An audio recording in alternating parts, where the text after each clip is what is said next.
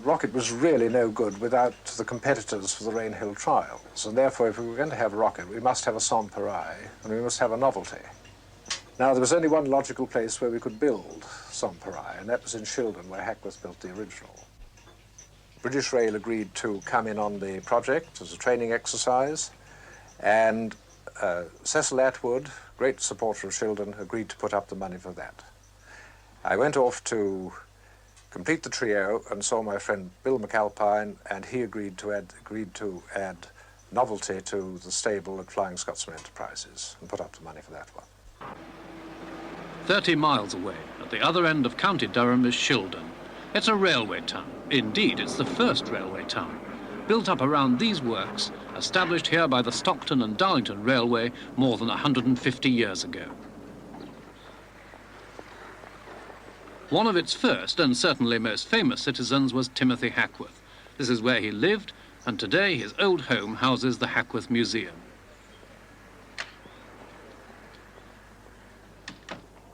A prize exhibit is this magnificent model of Royal George, one of the finest engines to run on the Stockton and Darlington.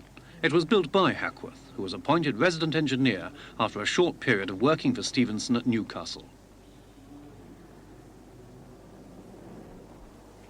Timothy Hackworth was rightly regarded as one of the best engineers of the day, so it was only natural that he should want to enter for the Rainhill trials, and he began building his locomotive, Sans Pareil, right here at Shildon.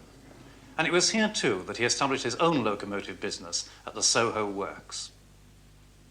This is the model of the works as they were at the end of his career. Not much survives: the house and the cottages and one solitary shed. The Soho engine shed is also part of the Hackworth Museum, and it's here that the replica Sans Pareil will be assembled. And to wish it every success, and to officially declare the Soho engine shed reopened. Chains of office were much in evidence at the official opening, and quite right too.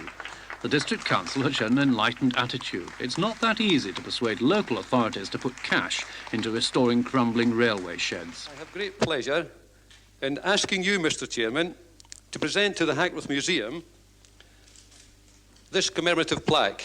Thank you very much. Now the rivals could get down to work, just as their predecessors had done. But then the locomotive was still new. Those early engineers were the avant-garde of the new technology. Over at Soho, Sans Pareil still has a long way to go. Playing Hackworth to Sato Stephenson is British Rail Engineering Training Officer Colin Umpleby. I think it's true to say that some of the problems that we've experienced in building a replica were those that were experienced by Hackworth himself. I think it's also an interesting point that it's just over a century since the last steam locomotive was in fact built at the Shildon Works. One thing we have experienced with this particular project is the fact that we've become so accustomed over the years to components, leaving a machine and going straight into an assembly situation. A craftsman picks the part up and can introduce it into its appropriate place on a vehicle. Now, in this case, the apprentices and the craftsmen concerned and the training staff have realised that each part had to be individually fitted to the locomotive. There was filing and scraping to do with the various components, each one being tailored to its appropriate place on the loco. Yeah.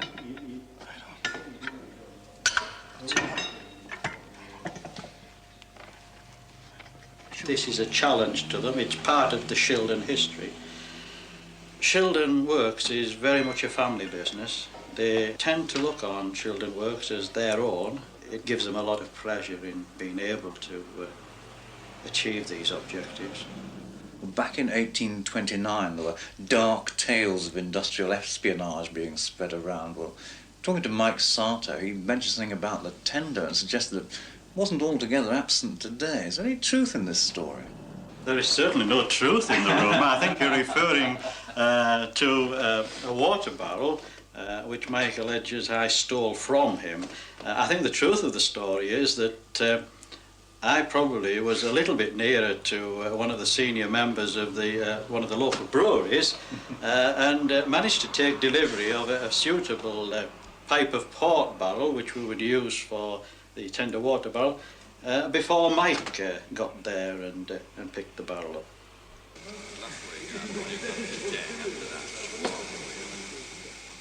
Early one Sunday morning in November, Sans Pareil is steamed up for what everyone hopes will be a successful first run.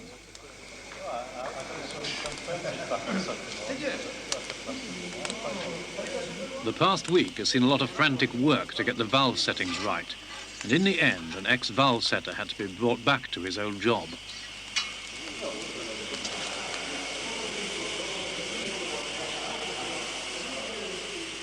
But what about the original and its builder?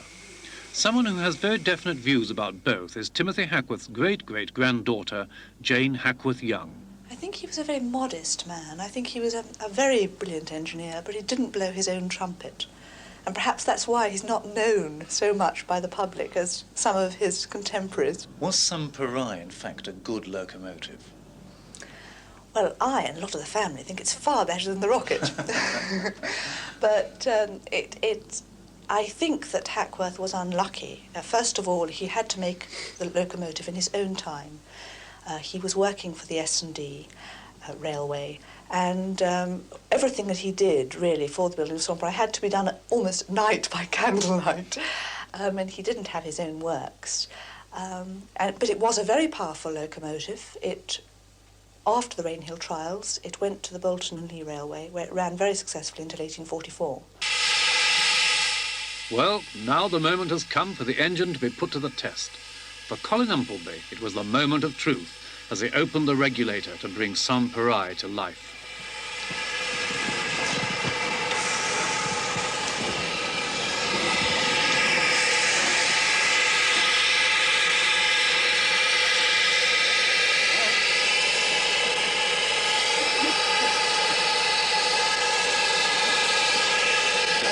It really is. I think just to look at it, you know, when you compare all the others, there's something about this locomotive that really, there's nothing quite like it. You know, we've got something here with proud of, aren't we, really? Well, it's part of the Hackworth family, is this? It is indeed. Absolutely. The Shildon team who did the final assembly were all on hand to see that their engine worked. But so far, Sans Pareil has only made a first cautious move out of the shed. Now, with a Hackworth on the footplate, it was to be put through its paces.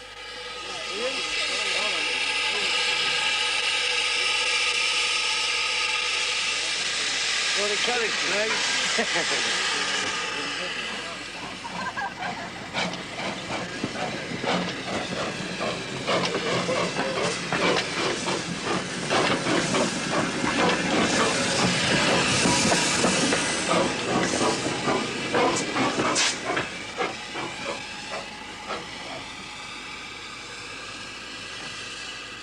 In the original engine, Timothy Hackworth used a device known as steam blast, sending the exhaust steam from the cylinders up the chimney to increase the draft of the fire.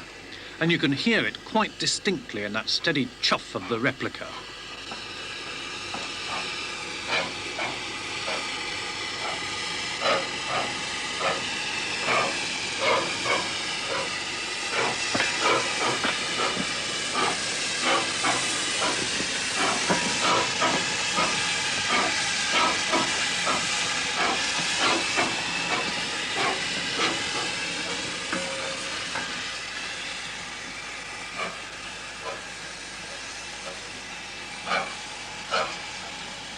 The first day's trial was successfully completed. It was only a short run, but then Hackworth himself only had time to give his engine one quick run at midnight before it was sent to Rainhill. Jane, you've had your ride on Sans Pareil. What's it like? It looked marvellous. It really was wonderful. Is it as good as you thought it would? Yes, I think it's better. It's a jolly powerful little loco, isn't it? Is it really a good engine? I think it's going to win this time. Out of doubt. Colin, how would this work in a Rainhill trial if you could run it today? Would it have a chance of winning? I'm sure it would, no doubt in my mind at all. If you're asking me whether it'll win when we get to Rainhill next year, well, if it wins, history will have to be rewritten. But if it has to be rewritten, well, all we're doing is putting right what was wrong last time. Last time, in September 1829, everything that could be done to the originals had been done.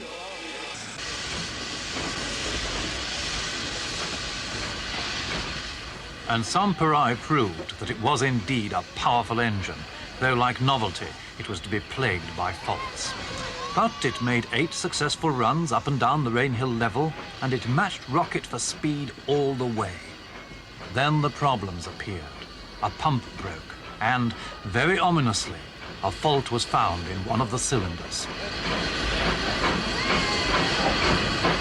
Now, Hackworth had no factory of his own, so the casting of the cylinders had to be entrusted to Robert Stevenson.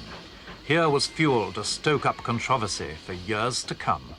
In those days, it was a very, very difficult science to bore these cylinders accurately, and but a lot of people, I think, felt that it could have been sabotage, and it might have been done on purpose. Do you think it was sabotage? I don't really think so. I think it was unlucky. But there was a tremendous amount of talk at the time, and there has been a tremendous amount of talk ever since. Yet the cylinder controversy is not really all that important. Good as it was, Hackworth's engine marked the end of the old tradition of colliery locomotives. Sans Pareil offered nothing to build on for the future. So